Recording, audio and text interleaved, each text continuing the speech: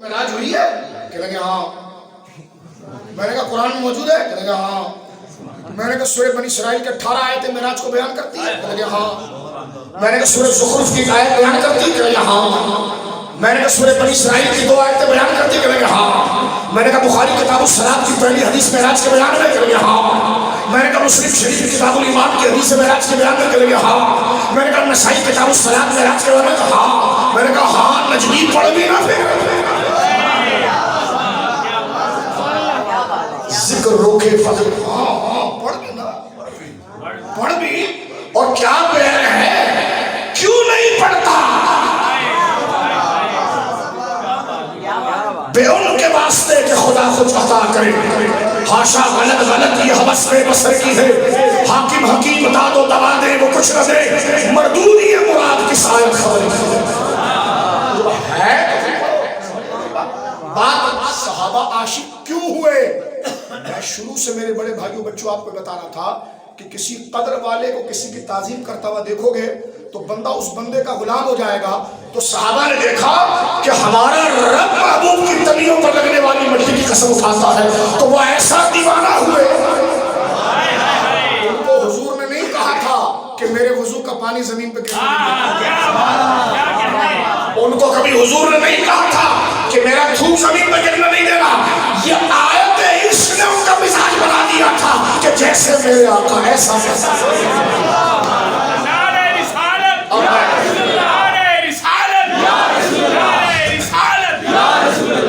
اور صحابہ کرام چن چن کے آیتیں بھی کیسی پڑھتے تھے اس پر ایک میں حوالہ مسلم شریف ہوتا یہ کہیں گے آپ کے صحابہ بھی پڑھیں گے ابھی آپ کسی امام صاحب کو یہاں کھڑا کریں بٹھائیں ان کو کہنا تلاوت شروع کریں تو وہ اعوذ باللہ من الشیطان الرجیم بسم اللہ آتے ہیں کل کو سب پڑھ دے گا وہ دعا کی تلاوت کرے گا ٹھیک ہے نا ابھی آپ کسی قاری صاحب کو بٹھائیں میلاد کی محفل میں اس کو بتائیں کچھ بھی نہیں وہ بندہ سنی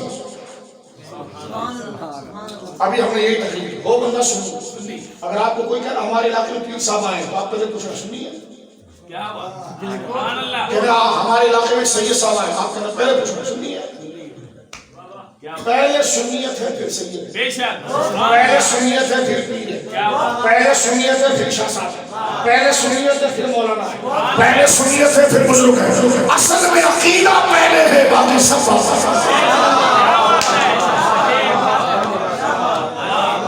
سادات کا ادب ہوگا سنیت کی وجہ سے سنیت کی راہ چھوڑے گا کوئی ادب نہیں عالم کا ادب ہوگا سنیت کی وجہ سے سنیت کے نظریات چھوڑے گا کوئی ادب نہیں پیر کا ادب ہوگا سنیت کی وجہ سے وہ راستہ چھوڑے گا اس کا کوئی ادب نہیں اس لیے کہ ساری چیزیں محتاج عقیدے کی ہیں اس لیے نوجوان بچہ کسی کا ہاتھ چومنے سے کہیے شاہ صاحب آئے ہوئے آپ پہلے کچھ نہ سننی ہے وہ کہیں گے پتہ نہیں پھر رہنے دو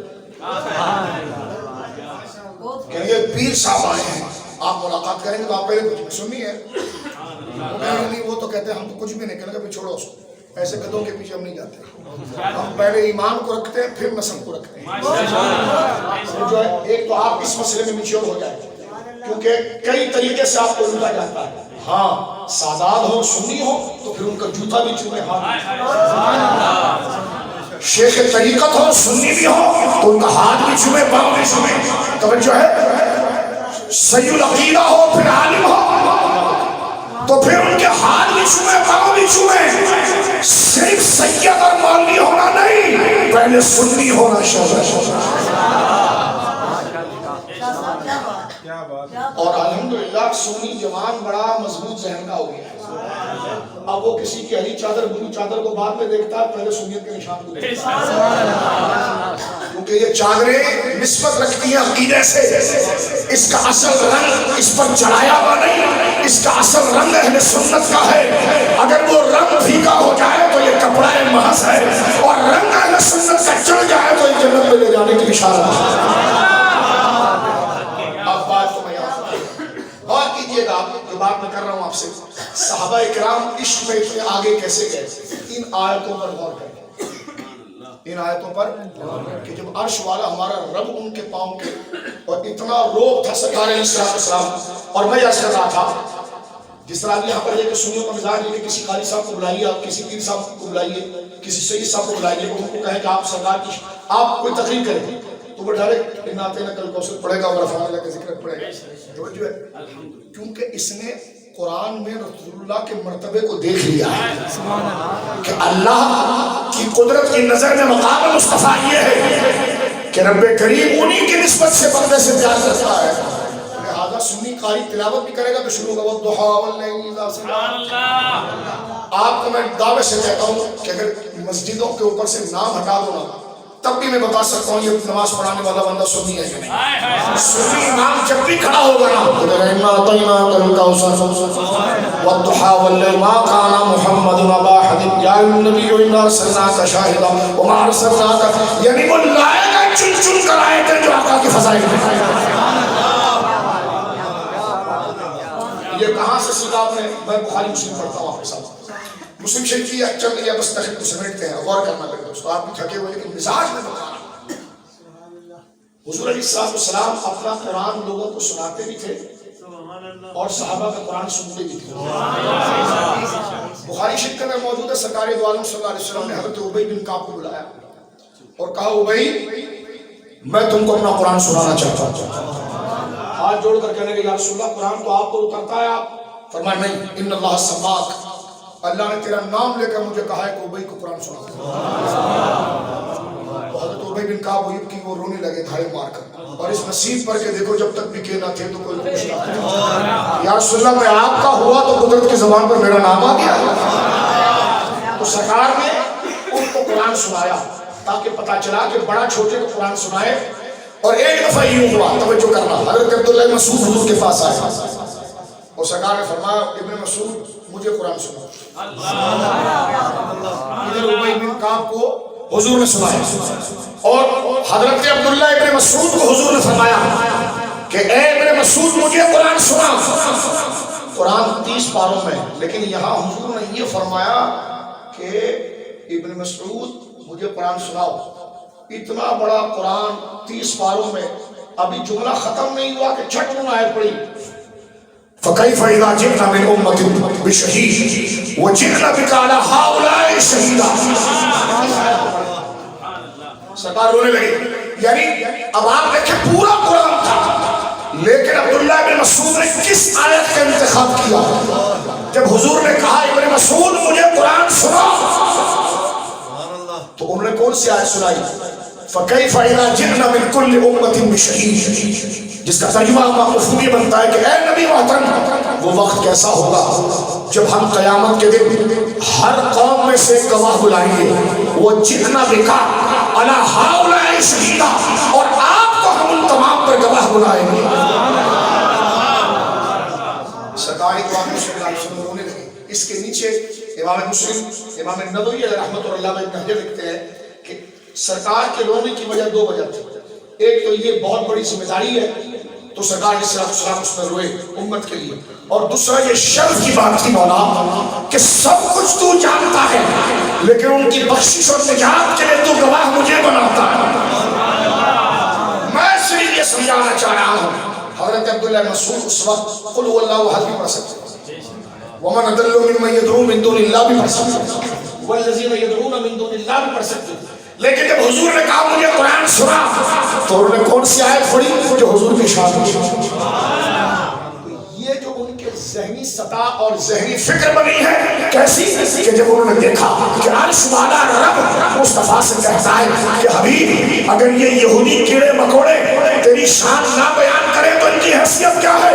ان اللہ و ملائکتہ یصلون علی النبی، تیرا رب اللہ خود اور اس کے آگے کے فرشتے تیری واہ واہ کرتے ہیں.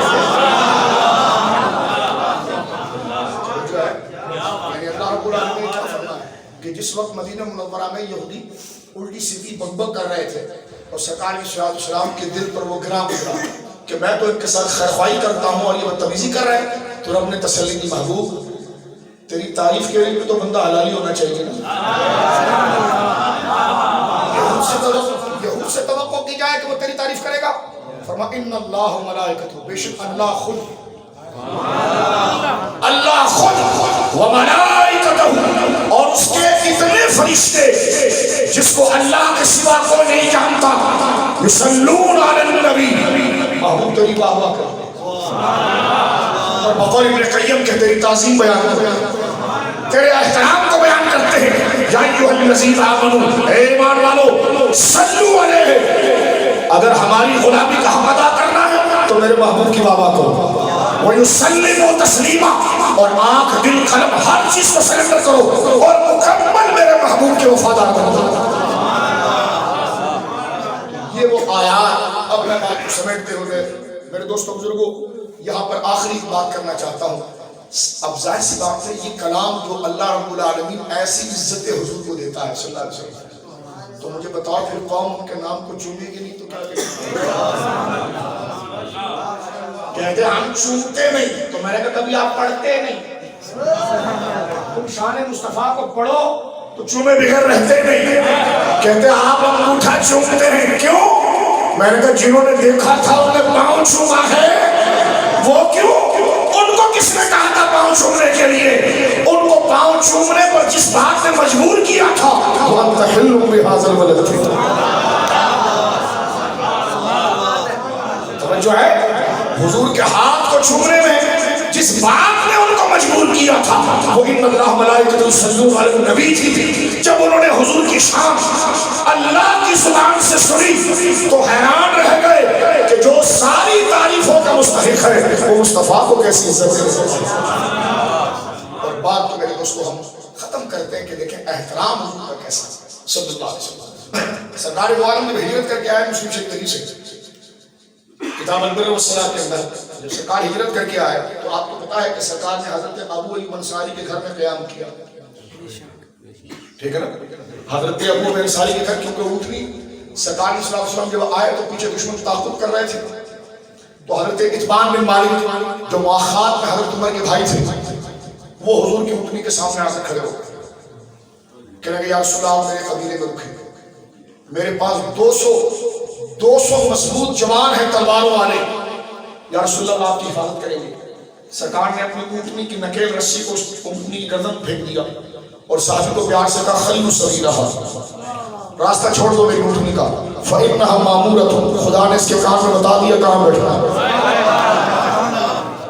سبحان اللہ۔ میں نے کہا ملا جی دیکھ شان، جب جانور پہ حضور سوار ہو جائے تو خدا ان جانوروں سے بھی بات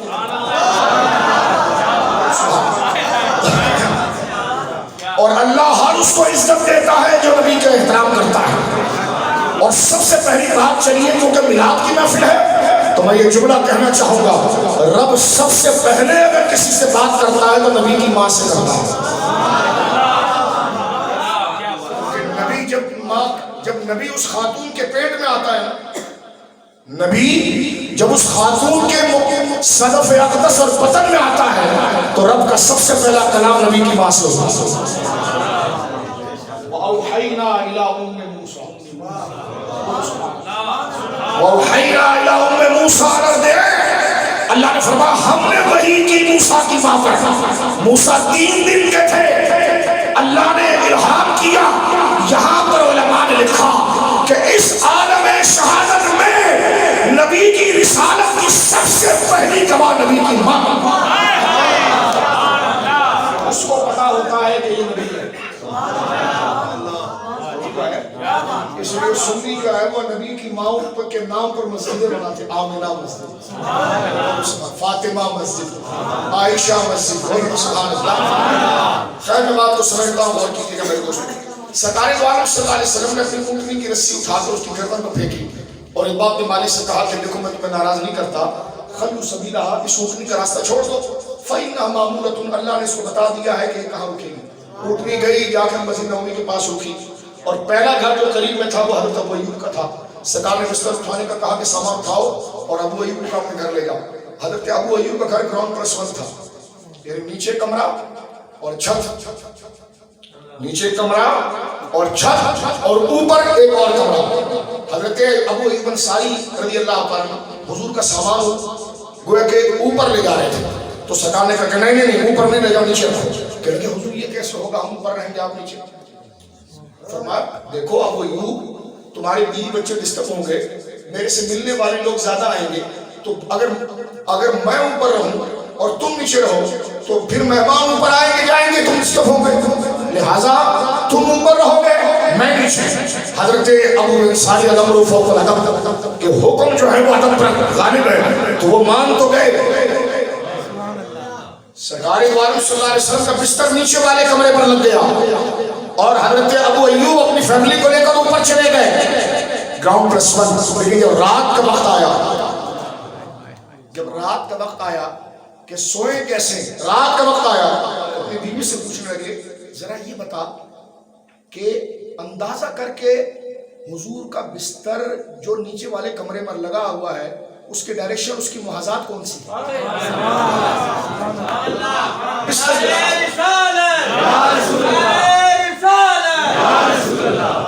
تو بیٹے نے کہا ابا ادھر ہے، تو کہنے کہ ادھر کوئی پاؤں کے ساتھ نہیں جائے گا۔ بیوی نے کہا کہ نہیں، میرا تجربہ یہ کہتا ہے کہ بستر یہاں ہے، فرمایا یہاں کوئی نہیں جائے گا، پاؤں سے نہیں جائے گا۔ حالانکہ چھت بیچ میں ہے، دیکھو اس مسجد کی چھت اوپر ہے، نماز لوگ پڑھتے ہیں۔ اب دیکھیں قرآن کی الماریاں یہاں رکھی ہوئی ہیں، اوپر بندے چل رہے ہیں، نیچے قرآن کی الماری ہے، گناہ ہے؟ نہیں سمجھا۔ نیچے وہ مسجدیں جو ground plus 2، ground plus 3، ground plus 1 ہوتی ہے تو ہر فلور پر قرآن رکھا ہوتا ہے، قرآن کی الماریاں ہوتی ہیں، لیکن اوپر جو نماز پڑھ رہا ہے اس کے پاؤں کے سین میں نیچے قرآن کی الماری ہوتی ہے، لیکن گناہ نہیں ہے۔ آپ مفتی صاحب سے پوچھیں کہ یہ گناہ ہے؟ وہ کہیں گے نہیں۔ کہیں گے کیوں؟ کہ مکان بدل گیا ہے، بیچ میں چھت حائل ہو گئی ہے۔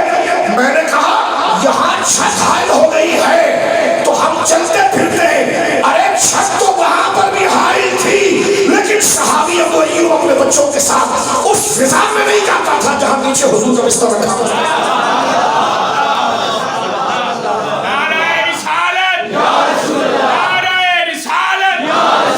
ساری رات امام ابن سعد لکھتے ہیں کہ ساری رات ایک دیوار کے ساتھ لگ کر کھڑے رہے حضرت ابو انصاری کہ کہیں ایسا نہ ہو کہ ہم اس فضا میں چل کے چلے جائیں جس کے نیچے حضور کا بستر۔ اب فقہ کا حکم تو یہ ہے کہ جب چھت حائل ہو گئی، مکان بدل گیا، جگہ بدل گئی، جگہ بدل گئی، نیچے والی فلور میں اگر قرآن بھی رکھا ہوا ہو اوپر چلنے والا گناہگار نہیں ہوگا، اس لیے کہ چھت آ گئی، مکان بدل گیا، تو ادھر تو قرآن ہے، ادھر صرف حضور کا بستر تھا، لیکن صحابی چھت آنے کے باوجود اس فضا کو کراس نہیں کر رہا تھا کہ میرے پاؤں وہاں سے گزر جائیں جہاں نیچے حضور کا بستر لگا ہوا ہے۔ تو یہ ہے مقام مصطفیٰ کریم صلی اللہ علیہ وآلہ وسلم۔ لہذا یہ چند باتیں ضروری ہیں میرے دوستو، جس کو ذہن میں رکھنا یہ اصل مقصود ہے کہ صحابہ کرام بغیر وضو کے حضور سے مصافحہ نہیں کرتے،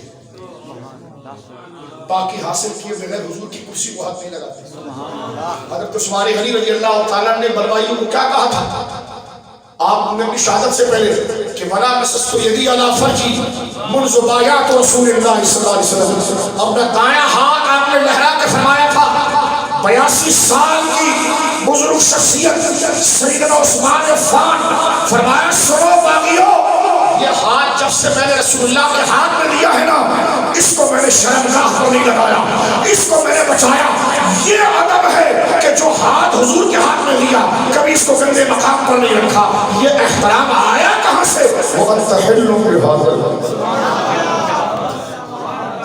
ان آیات میں ان کی تربیت کی توجہ ہے آپ کی، ان آیات میں یعنی کیا فرمایا؟ میں نے جب سے اس دائیں ہاتھ سے حضور کے ہاتھ میں ہاتھ دے کر کلمہ پڑھا ہے، اس کے بعد میں نے اس ہاتھ کو ایسی کسی مقام پر نہیں لگایا جس کا نام لینے میں کراہیت ہو، کیونکہ یہ ہاتھ نہیں، یہ رسول اللہ کی امانت ہے۔ سبحان اللہ۔ لہٰذا میرے دوستو ہمیں چاہیے کہ ہم ایسے ماحول کو اختیار کریں جس میں ہمیں ادب رسالت صلی اللہ علیہ وآلہ وصحبہ وسلم کی وہ بنیادی جو ہے، کیونکہ علم ہوگا تو ہم عمل کی طرف آئیں گے، علم ہوگا تو ہم شیطان سے بچیں گے۔ لہٰذا میلاد کی محفلیں بڑی قدر والی محفلیں ہیں، یہ مدرسہ ہوتا ہے، دین سیکھنے کے لیے ہوتا ہے، اور یہاں سے اٹھنے کے بعد ہمارا نظریہ یہی ہونا چاہیے کہ اب میری نگاہوں میں دچتا نہیں، یہ نظریہ ہونا چاہیے کہ اب میری نگاہوں میں تیر آئے گی تو بلہ آئے گا تو فٹ بال آئے گا، مانو ایسے تاجدار ختم نبوت، تاج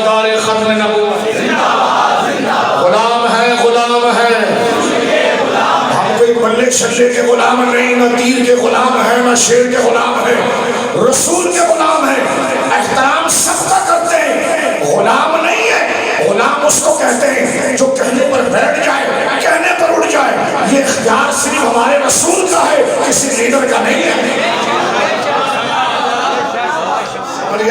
تو غلام ہے، غلام ہے، بولے یہ ایمان کا جذبہ ہے۔ غلام ہے، غلام ہے، غلامی ہے رسول میں جو ہو نہ عشق مصطفیٰ۔